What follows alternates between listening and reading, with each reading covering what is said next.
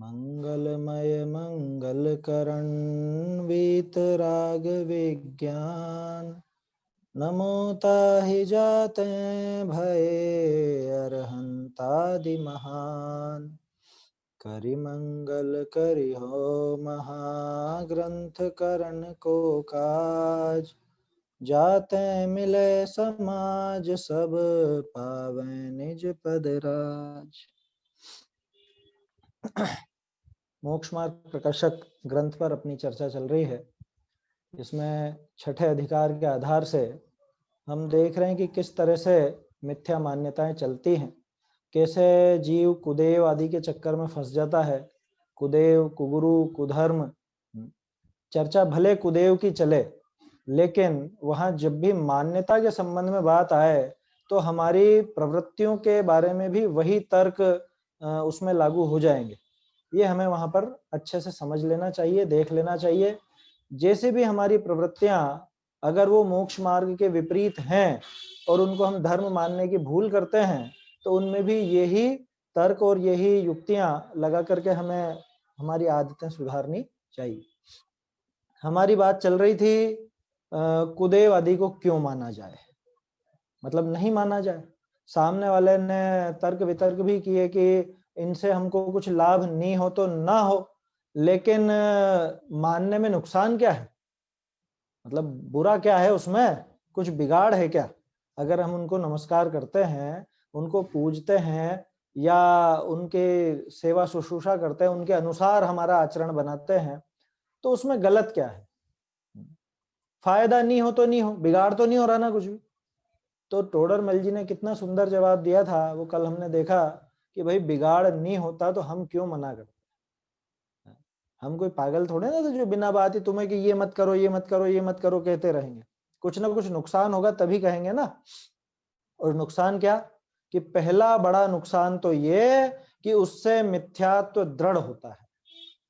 दूसरा बड़ा नुकसान ये है ना, उसको हालांकि बड़ा नहीं कहा टोडरमल जी ने, लेकिन नुकसान तो है ही, उससे पाप बंद होता है। तो जो मिथ्यात्व वाला नुकसान है, बड़ा बिगाड़ है, वो साक्षात है, तत्काल है, हाथों हाथ हमको वो मोक्ष मार्ग से और एक कदम दूर ले जाता है और दूर करता जाता है। और जो दूसरा पाप बंद है, वो पाप का उदय भविष्य में आएगा तो भविष्य काल के लिए हमें दुखदायक होगा। तो कहने का अर्थ यह है कि दोनों तरफ से नुकसान ही है, वर्तमान में और भविष्य में दोनों बिगाड़ होते हैं। इस वजह से ये कुदेव आदि की मान्यता से बचना ही चाहिए। इसमें एक बहुत बड़ा सुधार कल हमने देखा था, है ना, जो पदार्थों के संबंध में था। क्योंकि वास्तव में टोडरमल जी को उस मान्यता पे चोट करनी है। उसने प्रश्न किया अब आगे कि आपने दो बिगाड़ बताए, दो बिगाड़ कैसे होते हैं ये भी तो बताओ। आप कह दोगे और हम मान लेंगे, ऐसे ही थोड़े ना, ऐसा थोड़ा ना चलेगा। आपने बोल दिया कि इससे मिथ्यात्व होता, कैसे होता है मिथ्यात्व? क्योंकि आजकल क्या है, एक सामान्य सा तर्क या जवाब बहुत आसानी से देखने को आपको मिल जाएगा। आप किसी से मना करो ना, भैया ऐसा काम मत करा करो, इसमें बहुत मिथ्यात्व का पोषण है और ये है क्या, आप तो हर हर चीज में मिथ्यात्व घुसा देते हो, हर बात में मिथ्यात्व। कोई इन शब्दों में, कोई इन बातों में कोई ऐसा हो गया कि मिथ्यात्व का भूत आकर के चेंट जाएगा? कैसे, वो बताओ ना। तो टोडरमल जी वो बता रहे हैं कि मिथ्यात्व कैसे हुआ, ये कुदेव आदि के सेवन से मिथ्यात्व का पोषण कैसे हुआ, कुदेव आदि के सेवन से पाप का बंध कैसे हुआ, ये बता रहे हैं यहाँ पे टोडरमल जी। तो इसका उत्तर जो दिया था उसमें सबसे पहली ही बात जो बताई टोडरमल जी ने, प्रथम तो पर द्रव्यनी को इष्ट अनिष्ट मानना ही मिथ्या है। पहली बात तो ये कि तुम जो पर पदार्थों को इष्ट अनिष्ट मानते हो वो ही मिथ्या है। कि हमने पर पदार्थों की बात कहाँ की? अरे भैया क्यों मान रहे हो इनको? इसीलिए तो मान रहे हो ना कि हमारा कुछ इष्ट हो जाएगा या हमारा जो ये अनिष्ट हो रहा है ये दूर हो जाएगा। तो तुमने किसी पदार्थ को या किसी कार्य को इष्ट मान रखा है या अनिष्ट मान रखा है, ये मान्यता ही मिथ्या है। प्रथम तो पर द्रव्यनी को इष्ट अनिष्ट मानना ही मिथ्या है। जाते हैं कारण भी दे दिया क्यों है मिथ्या। देखो टोडरमल जी की शैली देखो, आप साइकोलॉजी देखो, वो ऐसा ही नहीं कि बस कह दिया और मान लो, तर्क भी दे रहे हैं कि क्यों है मिथ्या। सामने वाला पूछेगा कैसे मिथ्या, आप कह दोगे और हम मान लेंगे कि नहीं। जाते हैं को द्रव्य काहू का मित्र शत्रु है नहीं, कोई द्रव्य किसी का मित्र या कोई द्रव्य किसी का शत्रु नहीं होता। बहुरी जो इष्ट अनिष्ट बुद्धि पाई है ना, देखो आप खुद ये सोचिए, यह बुद्धि शब्द कितना सटीक बैठेगा। क्यों बैठेगा सटीक? क्योंकि दो बातें, कि एक तो वस्तु, दूसरी हमारी बुद्धि, दो बातें हैं, ठीक है ना। तो इनमें से पहली बात करी कि कोई द्रव्य तो किसी का मित्र शत्रु होता नहीं, इसलिए वो तो इष्ट अनिष्ट मानना ही मिथ्या है। अब अगर जो तुम मानते भी हो, वो जो इष्ट अनिष्ट बुद्धि पाई जाती है, तो ता का कारण पुण्य पाप है, ये देवादिक नहीं है। समझ में आ रही है बात कैसे बिठाना चाह रहे हैं टोडरमल जी? इस तर्क को समझने की कोशिश कीजिए कि पहली बात तो ये कि पर द्रव्य को इष्ट अनिष्ट मानना ही मिथ्या, क्योंकि कोई भी पर द्रव्य न तो किसी का मित्र होता है न किसी का शत्रु होता है। क्या? अच्छा ठीक है साहब, तो ये बुद्धि जो है वो कि, और ये जो बुद्धि है ये इष्ट अनिष्ट की बुद्धि तो होती है ना, तो ये बुद्धि तो दी कुदेवादी ने कि नहीं, उसका कारण भी पुण्य पाप है।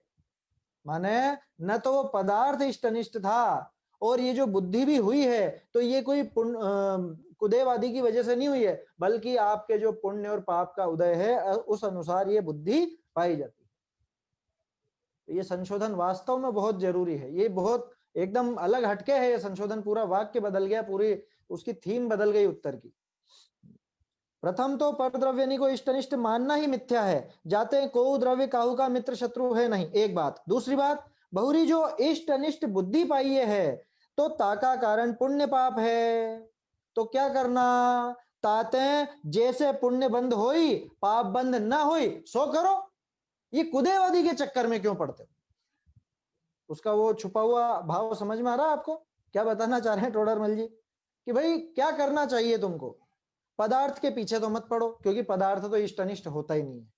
बुद्धि होती है, तो बुद्धि का भी कारण ये कुदेव आदि, कुदेव कुधर्म कुगुरु आदि नहीं है, बल्कि तुम्हारा पुण्य पाप का उदय ही है। इसलिए क्या करना कि जैसे पुण्य बंधे और पाप न बंधे वो काम करो।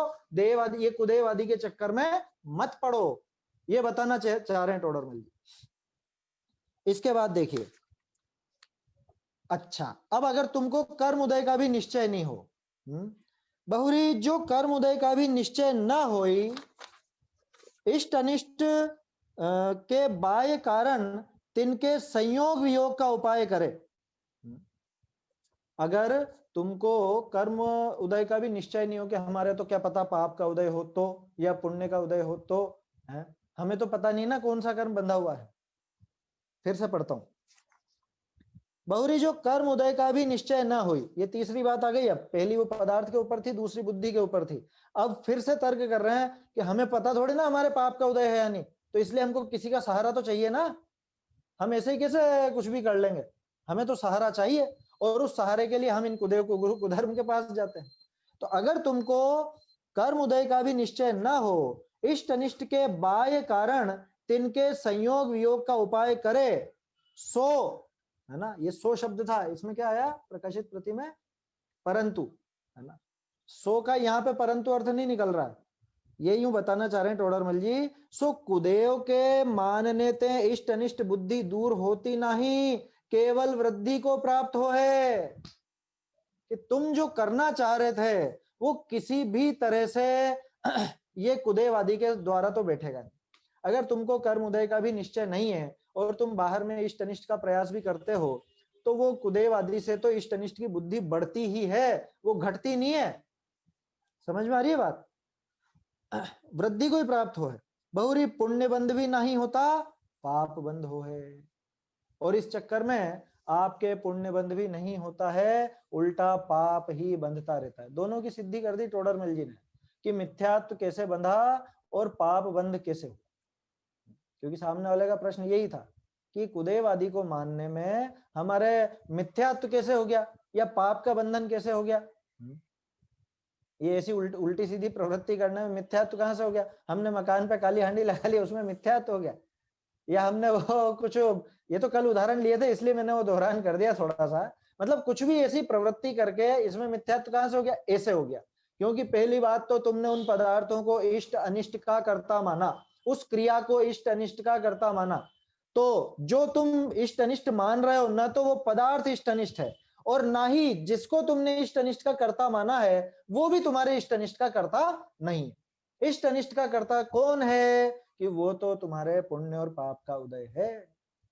इसलिए अगर कुछ करना चाहते हो तो ऐसा करो जिससे पुण्य बंधे और पाप ना बंधे, लेकिन यहाँ तो उल्टा काम हो जाता है। प्रकाशित प्रति में स्पष्ट लिखा हुआ है, यहाँ पे भी स्पष्ट ही है पूरी बात। यदि कर्म उदय का भी निश्चय न हो और इष्ट अनिष्ट के बाह्य कारणों का संयोग वियोग का उपाय करे, इष्ट वस्तु तो रखूं अनिष्ट वस्तु दूर करूं, तो भी कुदेव के मानने से इष्ट अनिष्ट बुद्धि तो दूर होती नहीं है। कुदेव को मानने से इष्ट अनिष्ट की बुद्धि दूर कहाँ होती है? कि क्यों हो सकती है ना दूर? की नहीं हो सकती बिल्कुल भी। क्यों? क्योंकि वो कुदेव की मान्यता इष्ट के लिए ही की जाती है कि मेरा कुछ भला हो जाए, मेरा ये जो अनिष्ट हो रहा है ये दूर हो जाए, है ना। इष्ट का संयोग करने के लिए और अनिष्ट का वियोग करने के लिए की जाती है। आर्त ध्यान के भेद है ना, इष्ट वियोगज अनिष्ट संयोगज। तो वो तो आर्त ध्यान तब होता है जब इष्ट का तो वियोग हो जाए और अनिष्ट का संयोग हो जाए, और ये इसका उल्टा चाहता है कुदेवादी की मान्यता से कि इष्ट का संयोग बना रहे और अनिष्ट का वियोग हो जाए। तो ये इष्ट अनिष्ट की मान्यता घटी या बढ़ी? ये तो उल्टा और बढ़ गई। ये कुदेवादी को मानने से, कुदेव कुधर्म कुगुरु को मानने से ये मान्यता तो और ज्यादा बढ़ गई, और ज्यादा वृद्धि को प्राप्त हो गई, वृद्धि को प्राप्त हो। बहुरी पुण्य बंध भी नहीं होता, पाप बंध हो है। और तुम सोचते हो कि इनके पूजा ही तो कर रहे हैं, हम मान ही तो रहे हैं, कुछ ऐसा पाप तो नहीं करे हैं, कुछ पाप तो नहीं किया हमने ऐसा, तो उसमें भी पाप का ही बंधन हुआ है, पुण्य नहीं बंधा है। क्योंकि वहां पे पुण्य लायक कोई शुभ भाव तो हुआ नहीं, लौकिक वांछा से ही उनको माना था, और लौकिक वांछा की पूर्ति के लिए जो भी काम करो वो पाप का ही होता है। बहुरी कुदेव, अब देखो प्रैक्टिकल बात, अगला तर्क टोडर मिल जाएगा कि तुमने आज तक देखा क्या किसी को रुपए देते हुए कोई कुदेव ने आकर के रुपए दे दिए हो, हैं कि तथास्तु करके उसके ऊपर धन की वर्षा कर दी हो? तो जैसा फिल्मों में सीरियलों में दिखाते हैं, वहां पे भक्त गया और ऊपर से वो देवी का कोई फूल उसके ऊपर चला गया, या वहां से एक ऐसी ज्योति निकली हाथ में से या आंखों से, और फिर वो उसका सब अच्छा अच्छा हो गया। ऐसा कहीं देखा गया? कहीं नहीं होता ऐसा। बहुरी कुदेव काहू को धनाधिक देते खोजते देखे नहीं। खोजते माने, खोजते का यहाँ प्रकाशित प्रति में क्या किया? छोड़ा लेते, सही किया है कि किसी को धन देते हुए, धन आदि लिखा है बाकी सब लगा लीजिएगा, है ना, रुपए पैसे मकान गाड़ी बंगला शादी ब्याह बच्चा बच्ची, किसी ने दे दिया क्या आशीर्वाद में? देखा कभी आपने कि ऐसा दे दिया, या उसका छीना लिया, उसने छीन लिया? तो भोले जीव क्या कहते हैं? भगवान ने हमारे साथ अच्छा नहीं किया है, हमने तो इतनी पूजा की, हमने तो इतना इतना उनका वो किया। तूने किस लिए किया था? तेरा चोर पकड़ में आ रहा है अभी कि तूने जिंदगी भर जो भी किया धर्म के नाम पे वो किस लिए किया था, ये सब चोर पकड़ में आ रहा है उसका। मन में जो उसके बैठा हुआ है ना, उसके दिमाग में तो यही था कि भगवान ही करते हैं, ऐसे ये कुदेवादी ही करते हैं। एक चीज और बताऊं, बहुत से लोग क्या सोचते हैं कि हमने कुदेव आदि तो छोड़ दिए, बाहर कुदेव माने वो जो दूसरे देवी देवता हैं उनको तो मानना छोड़ दिया, हमारा तो ग्रहित मिथ्या तो पूरा छूट गया, ऐसा सोचते हैं बहुत से। अब जबकि वही मान्यता लेकर के जो वो उस अन्य देव के पास जाता था, अब वो ही मान्यता लेकर के यहाँ आने लगा। समझ में आई बात? तो उसके ग्रहित मिथ्या तो छूटा या नहीं छूटा? बहुत से लोगों को तो अभी इसमें ही आपत्ति होगी कि अरे ये तो सच्चे देवशास्त्र गुरु को मान रहा है, आप इसको ग्रहित मिथ्या दृष्टि कैसे कह सकते हो? ग्रहित मिथ्यात्व में अकेले अन्य देवी देवता आते हो ये जरूरी नहीं है ना। उसने सिर्फ देवता का चेहरा बदला है, मैं बहुत बार ये बात कहता हूं, उसके दिमाग में सिर्फ वो देवता का चेहरा बदला है, मान्यता तो वो की वही पड़ी है। पहले वो अन्य कुदेवी देवता वो देते थे, अब कौन देता है? अब शांतिनाथ जी देते हैं, अब चंद्रप्रभ जी देते हैं, अब महावीर स्वामी देते हैं, है ना। देते हैं माने जो भी उसको रुपए पैसे या घर गृहस्थी या मकान आदि जो भी वो चाहता है। पहले उसकी मान्यता थी उनसे अच्छा रहेगा, अब मान्यता इनकी तरफ हो गई, इनसे अच्छा रहेगा। अच्छा माने लौकिक कार्य में, मोक्ष मार्ग की तो बात सोचता ही नहीं। अरे हमें तो सब चंद्र प्रभु जी ने ही दिया, हमारे यहाँ चंद्रप्रभ भगवान का मंदिर है इसलिए बार बार उनका नाम आता है ना। और लोगों के दिमाग में बैठा रहता है अपने तो सब चंद्रप्रभ भगवान, उन्होंने ऐसी बुद्धि दी जो हमने ये काम कर लिया। अच्छा, तुम्हारे पाप कार्यों की बुद्धि भी अब चंदा प्रभु जी देंगे, है ना, शांतिनाथ जी देंगे, उनको क्यों बीच में घसीटते हो भाई? विचार करना चाहिए। बहुरी कुदेव काहू को धनाधिक देते खोजते देखे नहीं ताते हैं ए बाह्य कारण भी नहीं। लो, अंतरंग कारण तो वो कर्म था, ठीक है कि ठीक है साहब, अंतरंग कारण तो हम जानते हैं, लेकिन बाह्य में तो ये कारण बनते हैं कि नहीं बनते, है ना। जैसे मान लीजिए आप किसी व्यक्ति से कुछ सौदा करते हैं, है ना, कुछ व्यापार करते हैं, तो उसको वो वस्तु देते हैं या उससे वो वस्तु लेते हैं और रुपये का लेन देन करते हैं, तो उस व्यक्ति से तो आप साक्षात नजर आ रहे हो कि उसको आपने रुपया दिया, उससे रुपया लिया या वस्तु दी ली जो भी। ऐसा किसी देव को देखा क्या? वो रुपया देते हुए, डॉक्टर आपको वो इंजेक्शन लगाता है, सुई लगाता है, दवाई देता है, ये सब काम करते हो, बाह्य कारण डॉक्टर को कह सकते हो, है ना। आपका बीमारी ठीक होने में बाह्य कारण डॉक्टर को कह सकते हो, अंतरंग कारण अपने साता के उदय को कह सकते हो, वहां तो बात जमती है। लेकिन यहाँ पे कैसे बनेगी कि आपके जो भी अच्छा हुआ वो सब में अंतरंग कारण तो पुण्य का उदय है ही सही, लेकिन बहिरंग कारण ये देवी देवता, ये कैसे कैसे हो जाएगा? देवी देवता में अपने तीर्थंकर भी शामिल कर लेना, क्यों कि इसकी मान्यता तो वो की वही चल रही है, मान्यता में कहां बदलाव है? वो अन्य को माने कि इनको माने, फर्क कुछ नहीं पड़ता। ताते ए बाह्य कारण भी नहीं, इनका मानना किस अर्थ कीजिए है, कि इनका मानना किस लिए करता है? ये प्रश्न नहीं करा टोडरमल जी ने, ये तो उस पर टोंट मारा, और इसका जवाब भी टोडरमल जी दे रहे हैं किस लिए करता है। जब अत्यंत भ्रम बुद्धि होई, क्या कह रहे हैं? जब अत्यंत भ्रम बुद्धि होई, बहुत बहुत ज्यादा इसके भ्रम पड़ा हो, वही जो अपन ने कल बात शुरू की थी मिथ्यात्व की महिमा, जब इसके दर्शन मोहनी का जोर बहुत अधिक हो, बहुत अधिक प्रवाह हो दर्शन मोहनी का, जीवादि तत्वनिका श्रद्धान ज्ञान का अंश भी ना होई। क्या कहा कि 7 तत्वों का जिसको जरा भी भरोसा नहीं हो, जरा भी उसका श्रद्धान उसका ज्ञान नहीं हो, थोड़ा भी नहीं हो, सिर्फ इतना ही नहीं, और राग द्वेष की तीव्रता हो। 3 कारण। पहला मुख्य कारण तो कि मिथ्यात्व तीव्र हो, दूसरा कारण कि जीव आदि तत्वों का श्रद्धान बिल्कुल भी नहीं हो, श्रद्धान ज्ञान नहीं हो, और तीसरा कारण कि राग द्वेष तीव्र होई, तब जाके ऐसा काम होता। कैसा कि जे कारण नहीं तिनको भी इष्ट अनिष्ट का कारण माने, जो कारण नहीं है उसको भी इष्ट अनिष्ट का कारण मान लेते। जैसे आप समझ लो कि कोई व्यक्ति हो और उसके दिमाग में ऐसी छवि बैठ गई, वो किसी को भी देखे ये मेरी जासूसी कर रहा है, ये मुझे मारना चाहता है, ये मेरी हत्या करना चाहता है, ये मेरे रुपए लूटना चाहता है, किसको रास्ते चलते किसी को भी ऐसा सोचने लग जाए, बोलने लग जाए, क्या कहते हैं अपन उसको? कह रहे पागल हो गया है, इसके दिमाग में कुछ ऐसा ही बैठ गया है। हर किसी को जो इससे जिसका कुछ लेना देना ही नहीं, उनको भी अपने चोरी का, हत्या का और फला फला बहुत सी बातों का उनका कर्ता मानने लग जाता है। क्यों हुआ ऐसा? कि इसका दिमाग चल गया है, ये पागल हो चुका है, यही कहा जाएगा ना। ठीक उसी तरह से यहाँ पे समझना, ठीक उसी तरह से कि जब भ्रम बुद्धि बहुत ज्यादा हो, तीव्र मिथ्यात्व हो, मिथ्यात्व का जोर हो, है राग द्वेष तीव्र हो, तभी जाकर के ऐसा काम होता है। जो करता नहीं है उसको भी करता मानना, ये कब संभव है? ये तो पागलपन में ही संभव है, और ये पागलपन अनादिकाल से छाया हुआ है ना। ये ग्रहित मिथ्यात्व उसका और पोषण कर देता है, और उसके ऊपर प्लास्टर चढ़ा देता है उस मिथ्यात्व की दीवार पर। ऐसा तीव्र मिथ्यात्वादि भाव भय मोक्ष मार्ग अति दुर्लभ हो है। भैया अगर ये ग्रहित मिथ्यात्व, ये तीव्र मिथ्यात्व अगर पड़ा रहेगा तो मोक्ष मार्ग अत्यंत दुर्लभ हो जाएगा। इसलिए टोडरमल जी ने इतना जोर डाला है। ये जो 5वें और 6ठे अधिकार पे अपनी लंबी चर्चा चली है ना, वो इसीलिए चली है। इस पे एक तो बातचीत बहुत कम होती है, बहुत कम। अभी आप गोष्ठियां भी देखेंगे या कुछ चर्चाएं भी देखेंगे तो 5वें 6ठे अधिकार को फटाफट फटाफट पढ़ के आगे बढ़ जाए। मैं विचार कर रहा था, कुंद आचार्य का समय सार बहुत प्रसिद्ध है, अष्टपौड़ भी प्रसिद्ध है, लेकिन उतना नहीं है। क्यों नहीं है? उसमें कमी है कि अपने में कमी है?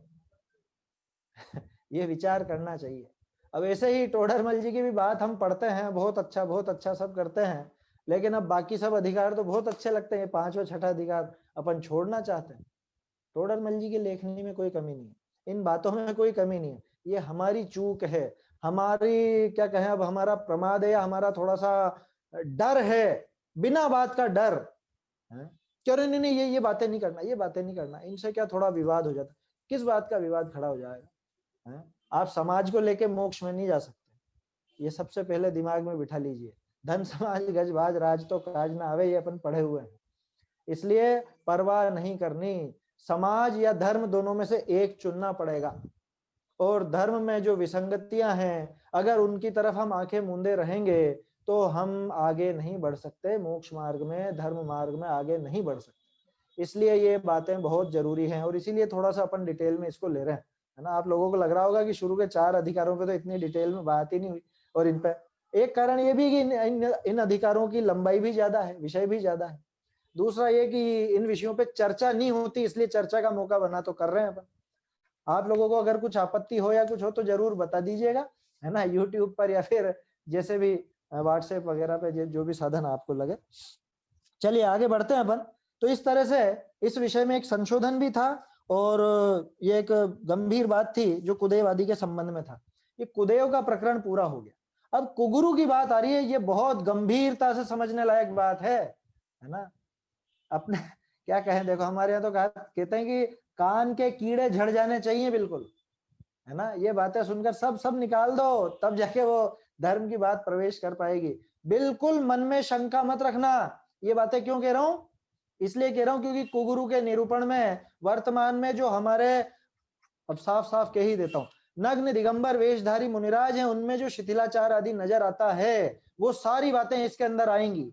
इसलिए मन इकट्ठा करना पड़ेगा, मन आपको थोड़ा सा कड़क करना पड़ेगा और वो स्वीकार करना पड़ेगा। ऐसे काम नहीं चलेगा, अरे नहीं नहीं अपने हैं अपने हैं अपने हैं, या अभी तो ऐसे, वो पहले भी अपन ने वो तर्क देखे और अभी भी तर्क आएंगे, इस काल में तो ऐसे ही होते हैं, या यही दिख रहे हैं तो हम तो इनको मान रहे हैं, या बहुत सारे तर्क आएंगे कि निगुरे हो जाएं क्या, ये भी तर्क आएगा, सब बताएंगे यहाँ टोडरमल जी। अब ये कुगुरु का प्रकरण चालू होता है, क्रमशः अपन सुधार भी देखते चलेंगे, और जो भी कुछ विशेष विषय आएंगे उन पर भी चर्चा करते चलेंगे। अब सबसे पहले तो आप इसमें एक सुधार लगा लीजिए, जो कुगुरु का निरूपण में ये पैराग्राफ हुआ ना, जो जीव विषय कषायादि अधर्म रूप तो परिणमित होते हैं और मानादिक से अपने को धर्मात्मा मानते हैं। एक सेकंड, इसको मैं यहीं दिखाता हूं आपको। हाँ, मानते हैं नहीं है, ये मनवाते हैं, मनवाते हैं। देखो कितना अंतर हो गया। मैं जानता हूं कि मैं गड़बड़ हूं, लेकिन मैं तो आपसे ये चाहूंगा कि आप मुझको ऊंचा मानो। मनवाते हैं, ये देखिए यहाँ पे टोडरमल जी ने लिखा था, ये मैं आपको स्पष्ट यहाँ पे चित्र दिखाता हूं।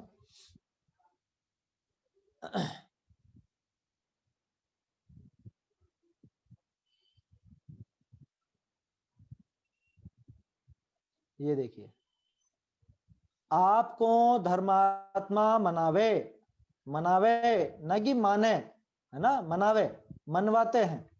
किन से मनवाते हैं? दूसरे लोगों से, जो धर्म भीरु जीव हैं उनसे अपने को मनवाते हैं। ऐसे ही अगला सुधार भी मैं आपको इसमें बता देता हूँ, इसी कहाँ पे है,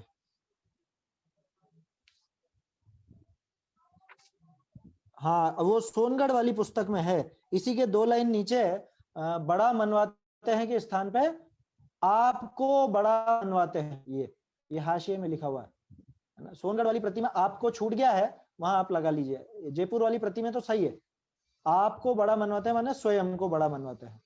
एक सुधार इसमें एक और है, अनेक प्रकार, ये कोई इतना विशेष नहीं है। जैसे अगले पेज पे है वो 176 पे दूसरी पंक्ति में, भारत ग्रंथ में भी अनेक ब्राह्मण कहे हैं, तो वो भारत विषय भी अनेक प्रकार है वहां पे, ये इतना विशेष नहीं है, लेकिन इसी पेज पे था इसलिए मैंने आपको बता दिया। चलिए चर्चा करते हैं थोड़ी सी। जो जीव विषय का शायद ही अधर्म रूप तो परिणमित होते हैं, खुद की प्रवृत्ति तो अधर्म रूप पड़ी हुई है। साफ साफ लिख रहे हैं टोडरमल जी, कितना दम चाहिए ये कहने में कि ये अधर्म है, ये अधर्म है। विषय कषाय में जो प्रवृत्ति नजर आ रही है ये अधर्म है, और मानाधिक से खुद को धर्मात्मा मनवाते हैं कि मैं धर्मात्मा हूं, तुम मुझे नमस्कार करो मेरे आगे सिर झुकाओ। होती है ना ये भावना।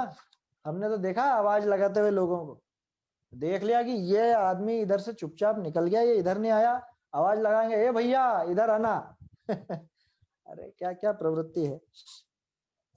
धर्मात्मा के योग्य नमस्कार आदि क्रिया कराते हैं, अथवा किंचित धर्म का कोई अंग धारण करके बड़े धर्मात्मा कहलाते हैं। किंचित धर्म का कोई अंग, थोड़ा सा कोई धर्म का अंग धारण करके थोड़ा सा कुछ पालन कर लिया और उसी के सहारे खुद को मैं ऊंचा मनवाना चाहता हूँ। बड़े धर्मात्मा योग्य क्रिया कराते हैं, है ना। ये जल्दी जल्दी पढ़ रहा हूं मैं ताकि अपना ज्यादा इसमें समय नहीं लगे, स्पष्ट है, समझ में आ रही है। इस प्रकार धर्म का आश्रय करके अपने को बड़ा मनवाते हैं, वे सब कुगुरु जानना। वो सब के सब कुगुरु हैं। जो भी कोई धर्म की क्रिया का आश्रय लेकर स्वयं को ऊंचा मनवाना चाहता है, स्वयं को बड़ा मनवाना चाहता है, वो सब कुगुरु हैं। क्यों है? क्योंकि ये लाइन ध्यान में रखने की है, क्योंकि धर्म पद्धति में तो विषय कषाय आदि छूटने पर जैसे धर्म को धारण करे वैसा ही अपना पद मानना योग्य है। क्या कहा? धर्म पद्धति में क्या होता है कि जितनी अपनी विषय कषाय छूटी है, जितने अपने धर्म को धारण किया है, जितना धर्म धारण किया है, उतनी अपनी भूमिका माने, उतना अपने को अपना पद माने। एक छोटा सा उदाहरण, जैसे कई बार क्या होता है, किसी ने ब्रह्मचर्य धारण कर लिया, ठीक है, ये कहाँ लिखा है कि ब्रह्मचर्य धारण कर लिया तो अब समाज व्यवस्था करे? बात समझ में आ रही है? बहुत से होते हैं ना, अरे मेरी व्यवस्था करो, मैं ब्रह्मचारी हूँ, है ना। अपने यहाँ तो एकाएक ऐसी गड़बड़ नहीं देखी जाती, लेकिन बहुत से स्थानों पर ऐसा देखा जाता है। भैया ब्रह्मचर्य है, ब्रह्मचर्य प्रतिमा तक व्यापार करने की मना नहीं है। 7वीं प्रतिमा तक व्यापार की मना है क्या? उसके बाद है व्यापार की मना। तो बढ़िया आप प्रतिमाओं के संबंध में। और यहाँ तो मैंने थोड़ा सा कुछ ऐसा ब्रह्मचर्य, और ब्रह्मचर्य भी क्या, शादी नहीं करी है, और मैं समाज के जिम्मे, समाज मेरी सेवा करे, समाज मेरी व्यवस्था करे, ऐसी अगर मैं भावना रखता हूँ, ये कुगुरुपना है। मैं कोई भी थोड़ी सी एक प्रवृत्ति, देखो प्रत्येक कोई ब्रह्मचारी के ऊपर कोई आक्षेप नहीं है, लेकिन इस तरह के होते हैं ना, बहुत से है ना इस तरह के भी, क्या? तो ये थोड़ा विचार करने लायक है। अपन जब भी कोई धार्मिक पदधारी या मुनि वेशधारी की बात कर रहे हैं तो प्रत्येक व्यक्ति के लिए नहीं कर रहे हैं, प्रत्येक के ऊपर कोई आक्षेप नहीं है। जहां गड़बड़ हो वहां समझ लेना, बस इतनी बात है। सभी बुरे नहीं है तो सभी अच्छे भी नहीं है। जो अच्छे नहीं है उनकी बात है, और जो अच्छे हैं उनको हमारा नमस्कार है, उनके तो अपन दासानुदास है ना। देखो, तो जैसा धर्म धारण करे वैसा ही अपना पद मानना योग्य, बहुत गंभीर बात है। जैसे थोड़े दिन पहले भी हमने चर्चा की थी, जितना अपन ने जो भी व्रत आदि धारण किया है उतना ही धर्म का अंग माने, उतनी धर्म की क्रिया माने, ऊंचा नाम नहीं रखावे। बात की थी अपन ने, रात्रि भोजन के संबंध में भी बात की थी कि रात में पानी भी पीता हो या कुछ और चीजें भी खाता हो अनाज को छोड़ करके, और फिर कहे कि नहीं नहीं हम तो रात्रि भोजन के त्यागी हैं, ऐसा नाम नहीं धरावे। ठीक उसी तरह से ये बात लेना कि जैसे धर्म को धारण करे वैसा ही अपना पद मानना योग्य है। उचित कार्य तो यही है कि आपने जितना धर्म धारण किया है, जिस पद में हो उतना पद आप स्वीकार करो। वैसा पद तो है नहीं और मैं खुद को वैसा पदधारी मानूं। जैसे उदाहरण के तौर पे मान लीजिए,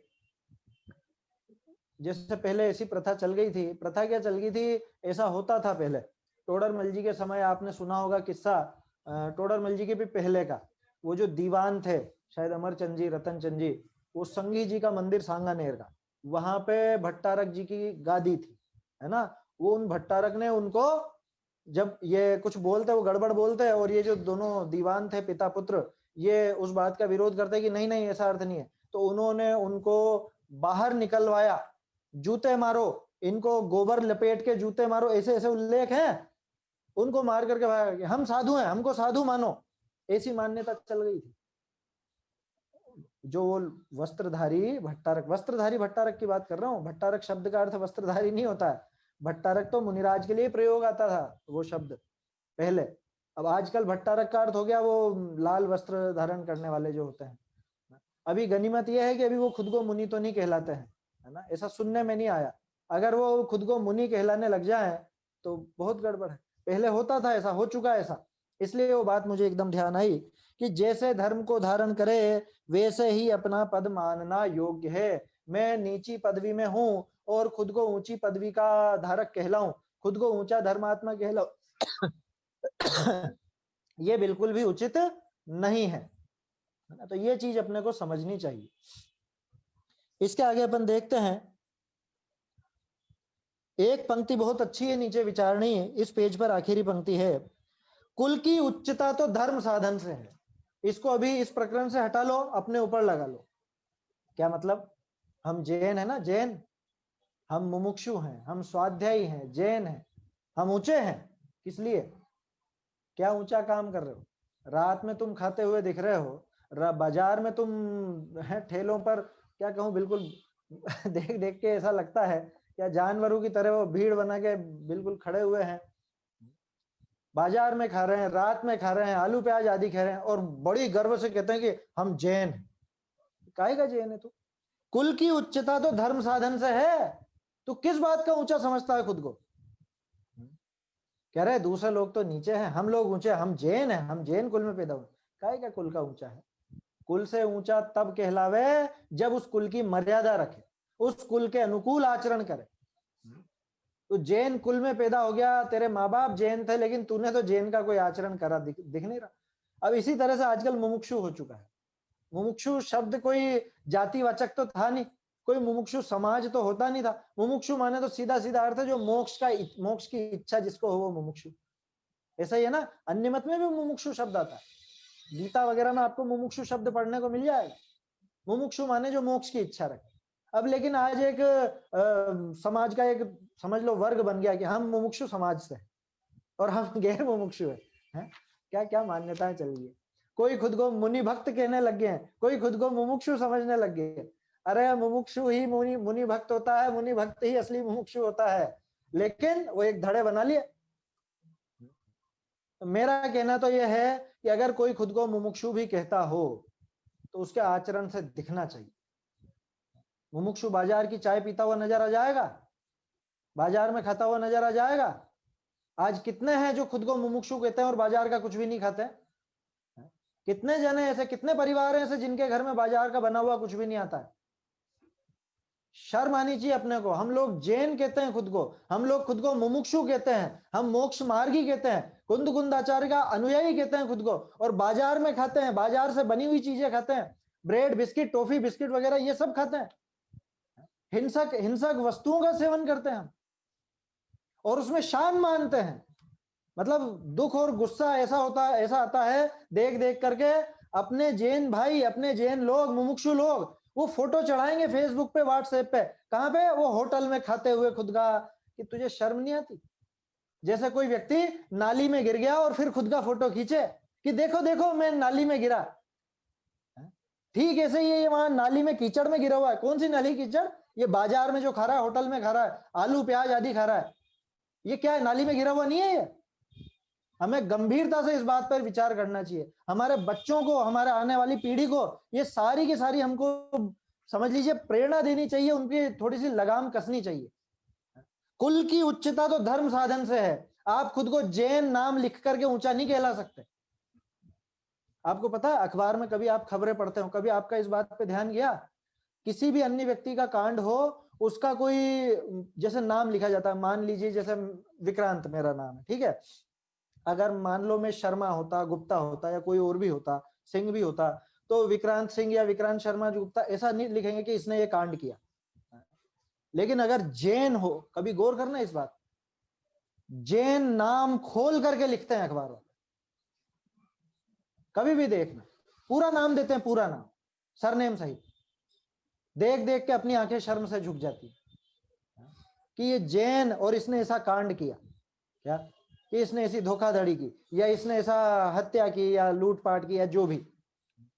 कुछ दिन पहले आपने खबर पढ़ी होगी, बेंगलुरु में वो लड़की ने अपने माता पिता की हत्या कर दी थी, वो मोबाइल नहीं दिया, उसका सब पूरी डिटेल वो जैन। आपको क्यों मालूम है? जैन नाम से आया था। किसी अन्य समाज का इतना उजागर नहीं किया जाता। क्यों होता है ऐसा? ऐसा इसलिए होता है क्योंकि आज भी समाज में ये समझा जाता है कि जैनों का आचरण वास्तव में बहुत अच्छा होता है। अब अगर उसमें कोई गड़बड़ करेगा तो वो तो उजागर करेंगे ही करेंगे। चांद के दाग को ही वो हाईलाइट किया जाता है, चांद में लगे हुए दाग को। आपकी सफेद ड्रेस है, उस पर थोड़ा भी दाग है तो वो साफ नजर आएगा और उसको कहा जाएगा अरे देखो देखो गंदे कपड़े पहन रखे।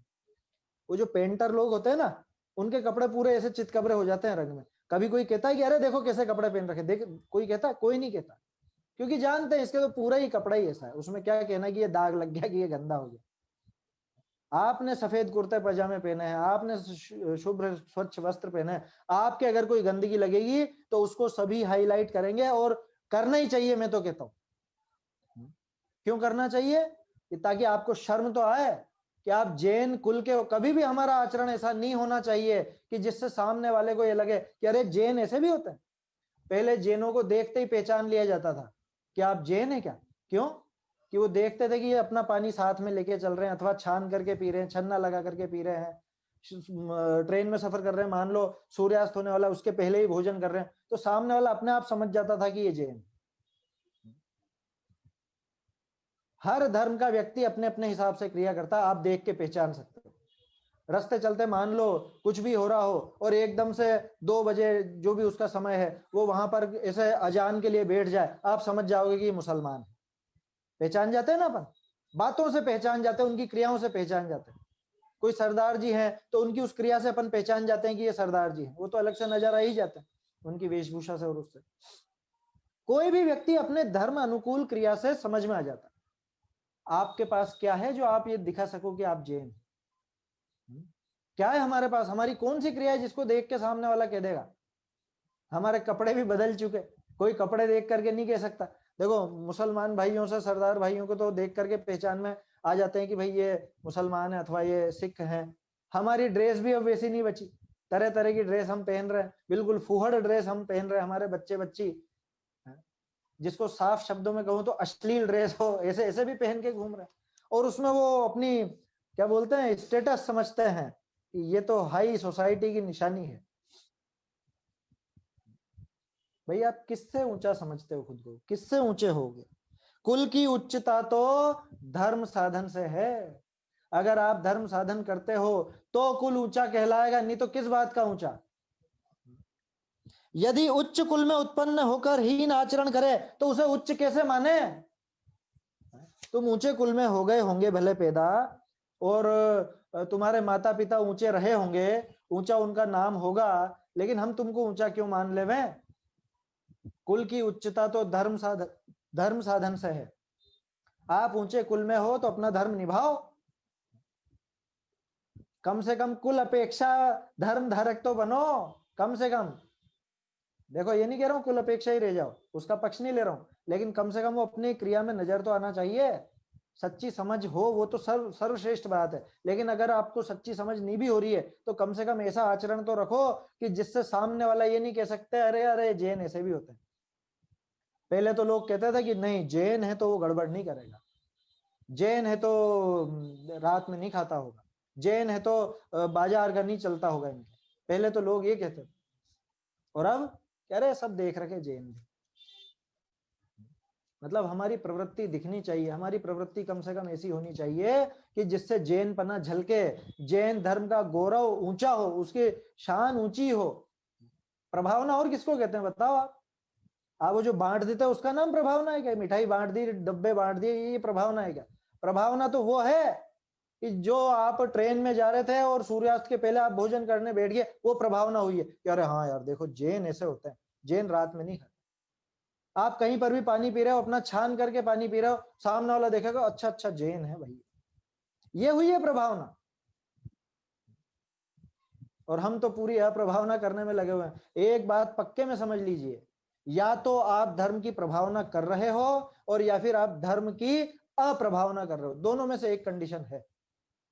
ये पक्का मानिए आपके किसी भी काम से, है ना। अगर हम कुछ गड़बड़ करते हैं, अगर हम धर्म के अनुकूल आचरण नहीं करते हैं, तो निश्चित मानना कि आप जैन धर्म की अप्रभावना के दोषी हो। आप निश्चित रूप से बहुत बड़ा पाप करते हो अगर आपका आचरण जैन के अनुकूल नहीं है।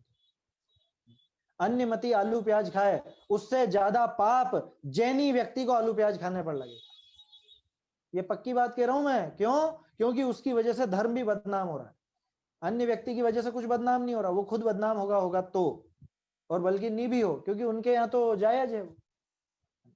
आपके यहाँ पे ये प्रवृत्ति जायज नहीं है, इसलिए हमको ये चीज समझनी चाहिए, है ना। जो कुल की उच्चता है, कोई अगर खुद को कुल से ऊंचा समझे, कोई सोचे कि हम ऊंचे हैं, क्यों ऊंचे हैं? कि हम जैन हैं, हमारा सरनेम जैन है, या हम जैन कुल में पैदा हुए, कि भ्रम में मत रहो भैया। ऊंचापना कुल से नहीं होता, आपके धर्म साधन से होता। कुल से तो कोई भी तीर्थंकर जैन नहीं थे, क्षत्रिय थे ना सभी। उस समय तो जैन कोई जाति भी नहीं थी। ये तो जाति तो अब बन चुकी है, अब बनी है जाति। तो पहले तो जैन धर्म हुआ करता था। धर्म माने जो धारे, वो जिसे धारण किया जाए वो धर्म।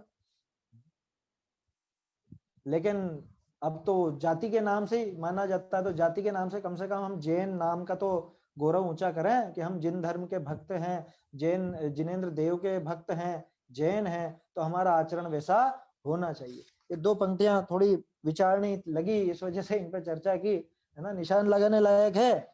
कुल की उच्चता तो धर्म साधन से है, कुल की उच्चता धर्म साधन से है। आप धर्म साधन नहीं करोगे तो आपके कुल का ही मतलब नाम डुबाया आपने। अगर आप कुल से भी ऊंचा कहलाना चाहते हो तो अपने कुल का धर्म क्या कहता है? हमारे कुल का धर्म तो ये कहता है कि 8 मूल गुणों का पालन होना चाहिए कम से कम, है ना। श्रावक के जो 8 मूल गुण बताए, कम से कम उतना तो हो, बाकी जो हो जाए वो बढ़िया, बहुत अच्छी बात है, आगे का हो तो। लेकिन न्यूनतम निशानी है ये तो बच्चे बच्चे की निशानी है अपनी। जैनी अगर बालक भी है तो 8 मूल गुण का धारी होगा। लेकिन आजकल अब क्या कहें, देखो बहुत दुख होता है अंदर में, तो ये चीजें कहने में आ जाती है। थोड़ा सा गुस्सा भी आता है क्या देख देख करके, हम जैन होकर के क्या कर रहे हैं, जैन धर्म का नाम कैसे डुबो रहे हैं। जैनी जैन धर्म के निंदा खुंडा और सर्पिणी जोरा, ज्ञानत राय जी का है। तो ये पंक्ति भी काम की थी।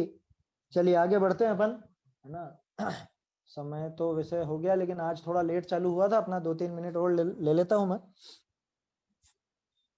इसके बाद आ जाइए आप आगे, थोड़े बहुत छोटे मोटे सुधार हैं उनको छोड़ते हैं अपन, आगे बढ़ते हैं।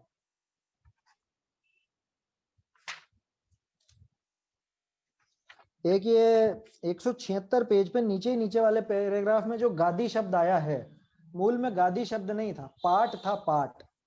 आप समझते, पट्ट शिष्य, पट्ट शिष्य माने उस परंपरा में अब वो गादी किसको मिली? तो गादी कोई ऐसी ये कपड़े की और ये जो होती है, ये गादी नहीं है, ये कोई आसन नहीं है। गादी माने ये पद, इस पद पे रह करके। अब इसमें क्या है, कंफ्यूजन यूं हो जाता है, उस गादी में कोई पर स्त्री गमन आदि महापाप कार्य करे, तो गादी का अर्थ कोई यूं समझ लेवे कि ये गादी जैसे पलंग पर गादी बिछाते हैं, ऐसी कोई गादी की बात हो। गादी नहीं है, इस पद में रह करके, है ना। तो मूल में वो पाठ शब्द था, पाठ, है ना, पाठ शब्द है वो। तो उस पट्ट पर रहकर गड़बड़ करे, जैसे कोई गुरु थे और उन्होंने अब अपना पट्ट शिष्य, पट्ट शिष्य माने कि अब उस गुरु के पद पर कौन प्रतिष्ठित होगा, तो उसको पट्ट शिष्य कहा जाता है। बाकी सब शिष्य तो शिष्य होते हैं, और उस पद को धारण करने वाले को पट्ट शिष्य कहा जाता है। तो मूल में वो पाठ था, पट्ट। तो उस पट्ट पर रहकर यानी उस पद पर रहकर, ऐसा इसका अर्थ समझना चाहिए, मामूली सुधार है। इसके बाद आप आगे आ जाइए। हाँ, एक प्रकरण अपन छोटा सा ले लेते हैं 178 पेज पर।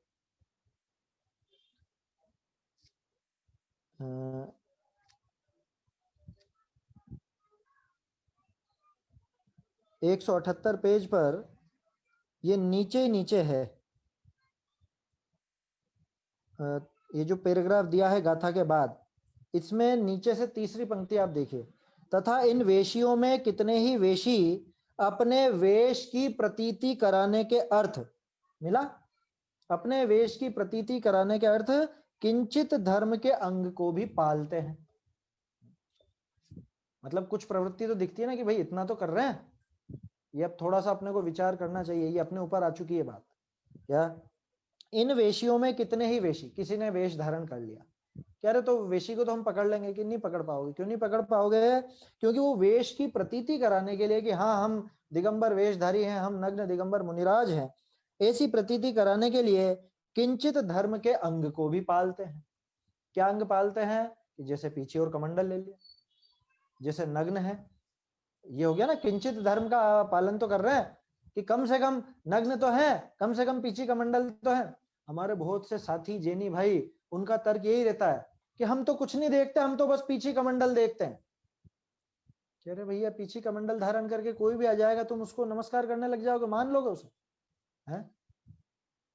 तो कितने ही वेशी अपने वेश की प्रतीति कराने के लिए किंचित धर्म के अंग को भी पालते हैं, थोड़ा बहुत कुछ धर्म पालन भी करते हैं। उसका कारण क्या? साइकोलॉजिकल कारण देखो।